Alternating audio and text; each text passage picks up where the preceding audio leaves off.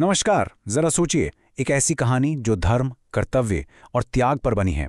एक कहानी जो हजारों साल पुरानी होने के बाद भी आज भी अरबों लोगों की जिंदगी का एक अहम हिस्सा है। जी हाँ, आज हम बात करने वाले हैं उसी महाकाव्य रामायण की। हम इसकी गहराइयों में उतरेंगे और समझने की कोशिश करेंगे कि इसकी विरासत आज भी इतनी अमर क्यों है। तो चलिए शुरू करते हैं इस शानदार सफर। तो आज के हमारे इस सफर में 5 पड़ाव होंगे। सबसे पहले हम महाकाव्य का एक इंट्रोडक्शन लेंगे, फिर राम की यात्रा और धर्म के लिए हुए महायुद्ध को समझेंगे, और आखिर में हम रामायण के संदेश और आज के समय में इसकी विरासत पर जो चर्चा होती है उस पर भी बात करेंगे। तो ठीक है, सबसे पहले बात करते हैं कि इस महाकाव्य की नींव क्या है। मतलब आखिर रामायण है क्या, इसे किसने लिखा और कब लिखा गया है, चलिए जानते हैं। 24,000। जरा इस नंबर पर गौर कीजिए। ये कोई छोटा मोटा आंकड़ा नहीं है दोस्तों, ये रामायण के विशाल मैसिव स्केल को दिखाता है। महर्षि वाल्मीकि ने पूरे 24,000 श्लोक रचे थे, और यही वजह है कि रामायण दुनिया के सबसे बड़े और सबसे जरूरी प्राचीन महाकाव्यों में से एक गिना जाता है। तो असल में रामायण है क्या? ये एक बहुत ही प्राचीन संस्कृत महाकाव्य है जिसे करीब 500 ईसा पूर्व में महर्षि वाल्मीकि ने लिखा था। इसमें भगवान विष्णु के 7वें अवतार भगवान राम के जीवन की कहानी है, जिन्हें धर्म यानी सही आचरण और सदाचार का साक्षात रूप माना जाता है। अच्छा, अब कहानी के दिल में उतरते हैं। चलिए भगवान राम की यात्रा पर चलते हैं, जो उनके शुरुआती जीवन और फिर उनके वनवास से शुरू होती है।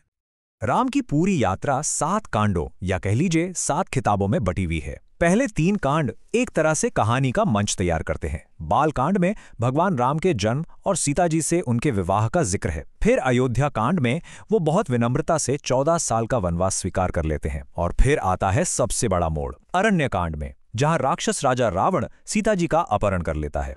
और बस सीता जी का यही अपहरण इस महाकाव्य के सबसे बड़े संघर्ष की नींव रखता है। एक ऐसा महायुद्ध जो अच्छाई और बुराई के बीच धर्म की रक्षा के लिए लड़ा गया। इसके बाद की जो 3 कांड है वो हमें सीधे संघर्ष के चरम पर ले जाते हैं। किष्किंधा कांड में राम, हनुमान और सुग्रीव के साथ एक गठबंधन बनाते हैं। सुंदर कांड में हनुमान जी समुद्र लांग कर लंका पहुंचते हैं और सीता जी का पता लगाते हैं। और फिर आता है युद्ध कांड, जिसमें राम की वानर सेना और रावण की राक्षस सेना के बीच एक भयंकर युद्ध होता है, और अंत में भगवान राम की जीत होती है। देखिए, इस महायुद्ध का असली सार इन किरदारों के चरित्र में ही छिपा है। एक तरफ है राम, जो गुण, विनम्रता और कर्तव्य का प्रतीक है, मतलब वो धर्म का चेहरा है। और फिर दूसरी तरफ है रावण, अहंकार, वासना और लालच से भरा हुआ, जो अधर्म का प्रतीक है।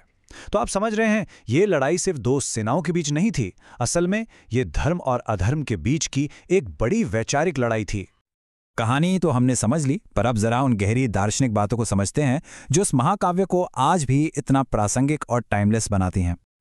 तो सबसे जरूरी बात यह है कि रामायण सिर्फ एक कहानी नहीं है, ये एक तरह का नैतिक कंपास है। ये हमें धर्म यानी सही रास्ते पर चलने की सीख देती है। ये हमें त्याग, निष्ठा, अच्छाई बुराई की लड़ाई, आदर्श रिश्ते कैसे हों और कर्म और भाग्य के सिद्धांतों के बारे में बहुत कुछ सिखाती है।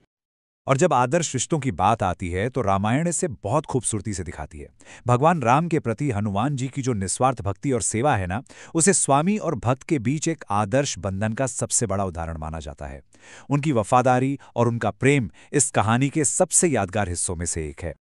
अब सवाल ये उठता है कि हजारों साल पुरानी ये कहानी आज हमारे लिए क्या मायने रखती है।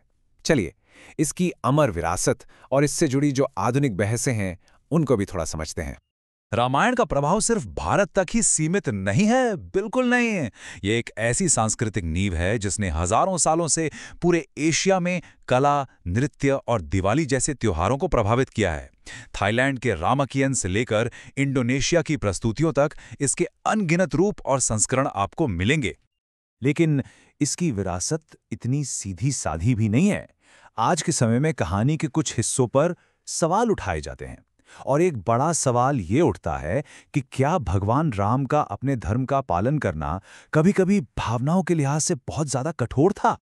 आज की जो बहसें हैं वो अक्सर 2 बड़ी घटनाओं पर जाके टिक जाती हैं। एक, सीता जी की अग्नि परीक्षा, जहां उन्हें अपनी पवित्रता साबित करने के लिए आग से गुजरना पड़ा। और दूसरा, बाद में जब वो अयोध्या के राजा थे तब सिर्फ प्रजा के शक के आधार पर एक गर्भवती सीता को वनवास भेजने का उनका फैसला। ये पल आज भी नेतृत्व, राजधर्म और व्यक्तिगत जिम्मेदारी की जटिलताओं पर एक गहरी चर्चा छेड़ देते हैं।